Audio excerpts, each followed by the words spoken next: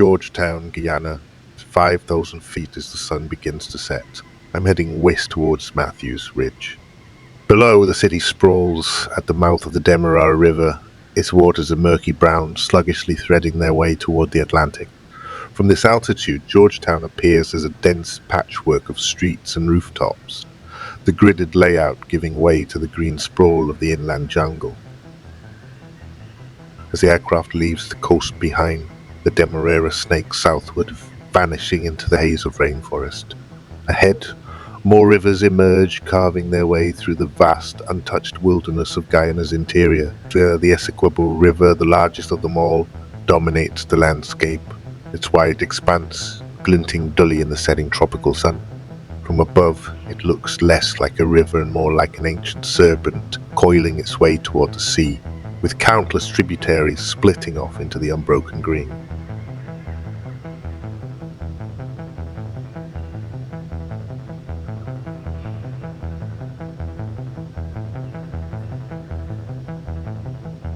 When I fly over Guyana in a flight simulator, I'm not just simulating a flight. I'm chasing ghosts, memories, and something deeper that has always eluded me.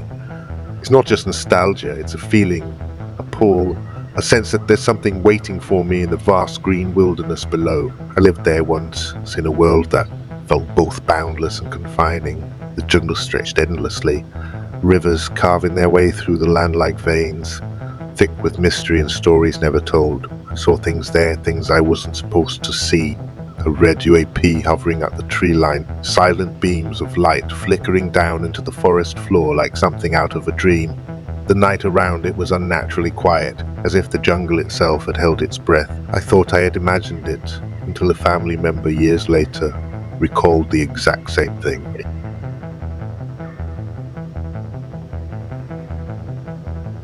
And then there were the other memories, the ones that weigh heavier. The bodies in white bags lined up on the airstrip after the Jonestown massacre, waiting for a silver DC-3 to take them away. The sudden arrival of Americans the next day, as if they had known something before it even happened. The jungle whispers of Germby's spirit said to steal blood and organ. Warnings about floating red lights that could snatch people away. Near misses with death, an anaconda blocking my path, glancing out at me like a dragon. A massive tree falling and killing soldiers so close to me. I thought for a moment that I too was dead. But flying over Guyana isn't just about revisiting the past. It's about something more. I have always felt like I'm searching for something, though I could never quite name it. Every time I load up a simulator, take off from Georgetown, and follow the rivers westward, I feel like I'm retracing a path left half forgotten. The Essequibo, the Mazaruni, the Cuni, ribbons of water winding through an endless sea of green, leading me back to places that shaped me in ways I'm still trying to understand. Flying's always been my escape. As a child I dreamed of soaring above Bonnyrigg, Scotland in acrylite, free from the weight of the world below. That longing has never left me. I don't just want to fly, I need to fly. Where I've always felt trapped, earthbound, and I should be somewhere else. Maybe in the stars, maybe beyond the edges of what I know. I was born 1,000 years too early. Something I have said even in childhood. What gives? So when I fly over Guyana in a simulator, it's not just a game. It's a ritual, a quiet pilgrimage to a place that still lingers in the recesses of my mind. Every time I take off, it feels like opening a door to the past, stepping into a world that exists somewhere between memory and dream. The hum of the engines, the distant horizon, the way the land unfurls beneath me. It all feels familiar, yet distant, like chasing a shadow that's always just beyond my grasp. To return to something I can't name, a feeling that's haunted me for as long as I can remember. The rivers below are more than just winding currents cutting through the jungle. They are pathways, silent witnesses to moments in time that shape me in ways I still don't fully understand. They have carried secrets, stories, and possibly even fragments of my own past, waiting to be uncovered. As I trace their courses westward from the bustling edge of Georgetown to the quiet, forgotten corners of Matthews Ridge and Port Kituma, I feel as though I am following a thread woven through my own history. I don't know if I'm searching for answers, memories, or something far more elusive. Maybe it's a sense of closure for things that were never explained, for events that felt too strange to be spoken aloud. Maybe it's the quiet hope that by retracing the rivers, by hovering above the land in a way I never could as a child, I will finally see the full picture.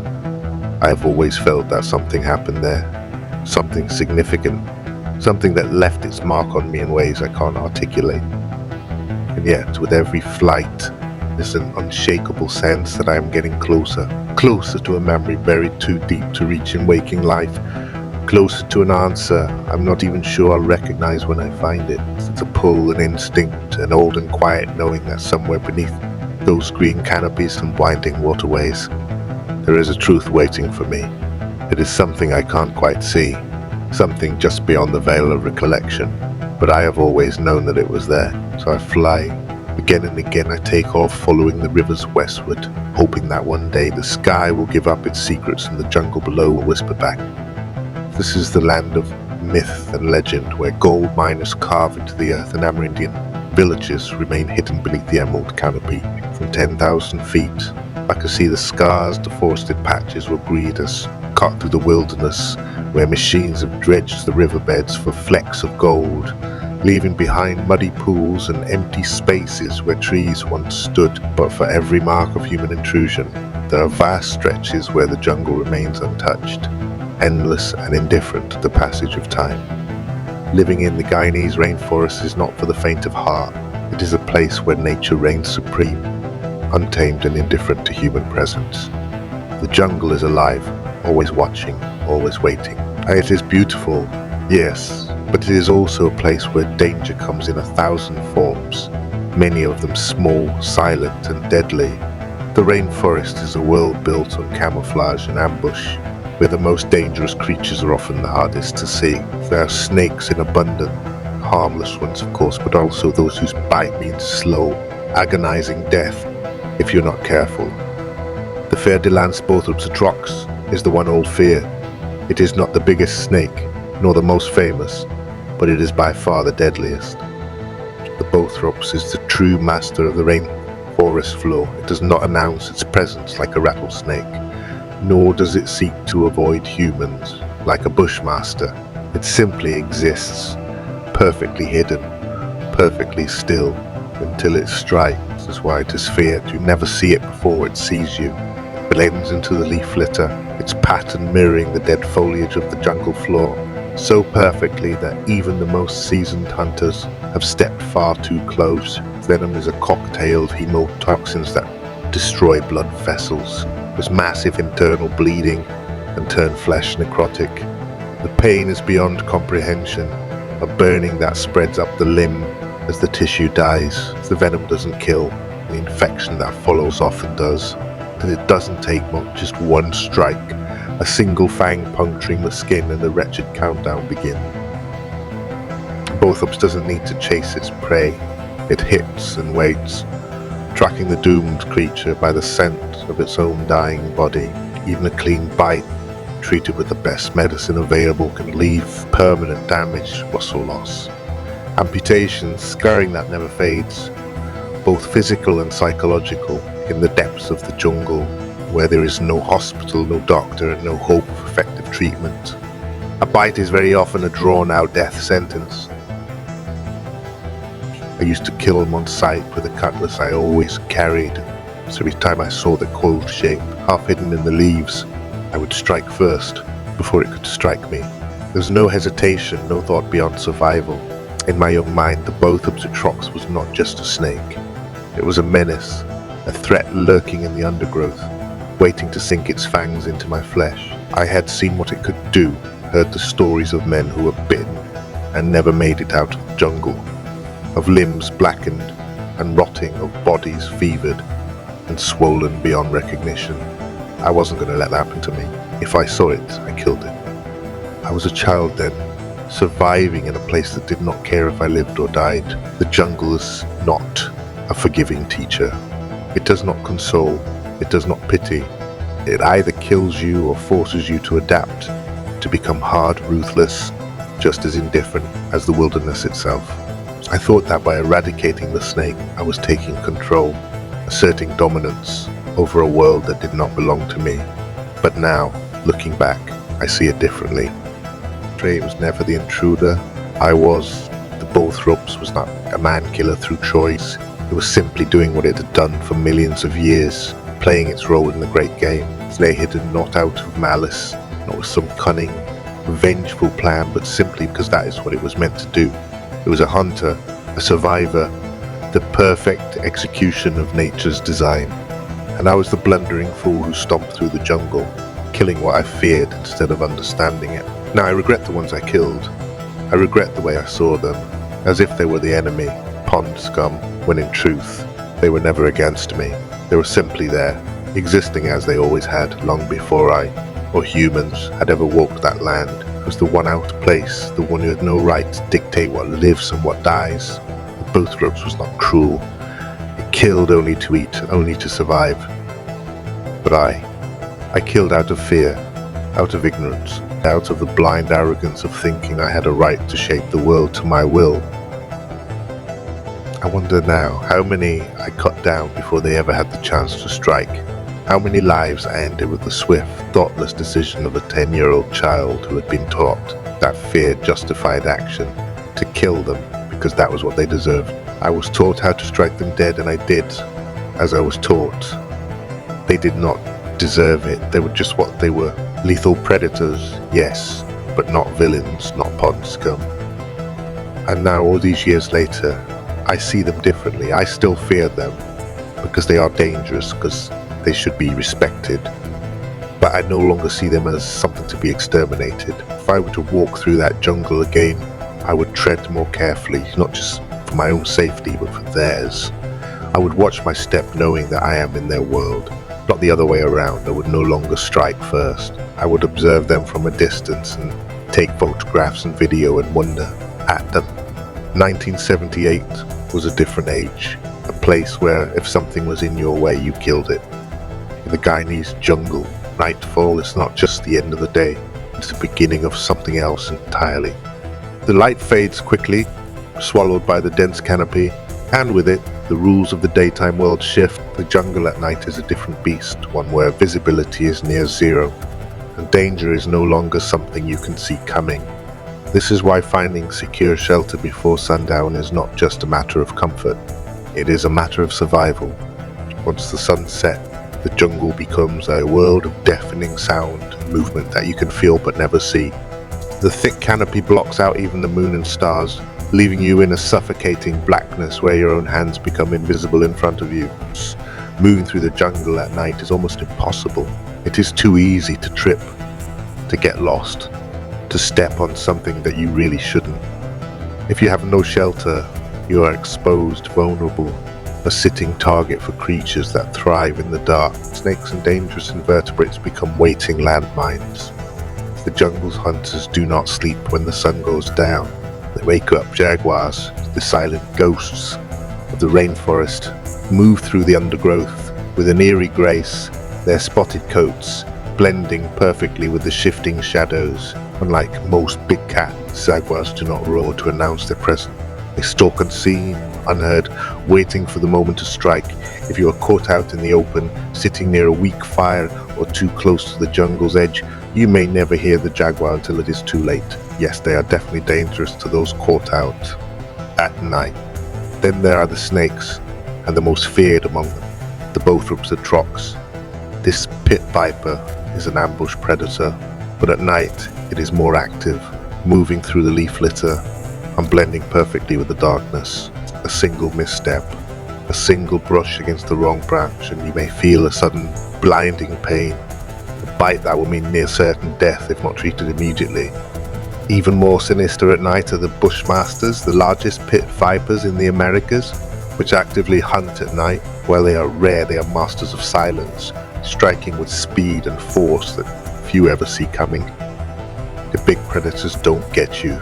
The smaller ones will. The rainforest does not care about size. Everything feeds, everything bites. Mosquitoes, carrying malaria and dengue fever, emerge in swarms as the humidity thickens. The ants, named for the searing, unbearable pain of their sting, patrol the ground in search of anything that disturbs their nest. Botflies, the parasites that lay their eggs in human flesh, thrive in the stillness of night. Then there are the giant centipedes, fast, aggressive hunters that can grow over a foot long, their venomous fangs capable of piercing through skin and delivering excruciating, unending pain. And the Goliath bird eater, the world's largest spider which prowls the forest floor in search of small mammals and insects, occasionally startling an unlucky traveller who thought they had picked a safe place to sleep. They can get so big that I've mistaken them for monkeys until they move. There are stories of spiders that grow much larger than this, true nighttime horrors. In the jungle at night, water, it is another source of danger. The rivers that seem calm in the day become hunting grounds in the dark. Caimans, the smaller cousins of alligators, move silently through the water, their eyes glowing like amber lanterns, just above the surface if you're lucky enough to have a projecting light source. They drift without a ripple, watching, waiting for anything that moves too close to the water's edge. Then there is the piranha, usually content to scavenge, become more aggressive in the blackness, their instincts heightened, their sharp teeth flashing in the moonlight as they strike at anything that disturbs the surface. Then there are the electric eels, hidden beneath the murky depths, capable of delivering a shock strong enough to stun a grown man, leaving him helpless to drown. In the silence of the jungle night, a single misstep into the wrong part of the river can mean death, not from drowning alone, but from the creatures that claim the waters as their domain. The anaconda, the silent death beneath the surface, the true master of the river, the one predator that embodies the very essence of silent, suffocating death. In the daylight, it hides beneath floating vegetation or coils itself along the banks, basking slow and patient. But at night, when the jungle hums with the unseen, when the darkness erases all sense of depth and distance, that is when the anaconda becomes a living nightmare. It does not need speed, it does not need teeth to tear. It waits hidden beneath the surface, a shadow beneath the water, nearly indistinguishable from the tangle of roots and branches. And then when something steps too close, a capybara, a careless human, it moves. As at night, the river feels different. The water moves slower, reflecting the moon like an endless sheet of obsidian. The air is thick, humid, the scent of wet earth and rotting leaves hanging heavy. From the bank it seems peaceful, a tempting place to cool off as roots away the sweat and grime of the jungle. But this is an illusion. The river is not a place of peace. It is a living thing, a predator in its own right, filled with creatures that do not hesitate, do not reason, do not care whether you're man or beast. You do not see the caiman until it is already closing its jaws around your leg. You do not hear the electric eel till the shock has paralyzed your muscles. You do not notice the anaconda until the world turns to black, your last breath stolen by something older, stronger. At night, the river is not your ally. It is a grave waiting to be filled. Welcome to Guyana, dear traveller. Be careful of the night.